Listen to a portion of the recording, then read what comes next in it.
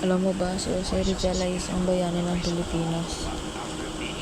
Paano? Si Jose Rizal ay tinuturing na pambansang bayani ng Pilipinas hindi dahil sa pamumuno sa mga armadong labanan, kundi dahil sa kanyang malaking impluwensya sa pagkamit ng kalayaan ng bansa mula sa Espanya. Ang kanyang pagiging bayani ay bunga ng kombinasyon ng kanyang mga akda at adbokasya para sa reforma at ang kanyang pagkamatay na nagsilbing inspirasyon sa mga Pilipino. Conclusion. Ang kanyang mga nobela, No Limitang at El Filibusterismo, ay nagsiwalat ng mga katiwalian at pang-abuso ng mga prayle at ng pamahalaang kolonya na nagmulat sa maraming Pilipino sa kalagayan ng kanilang bansa at udyok sa pagkilos para sa pagbabago. Maraming salamat po.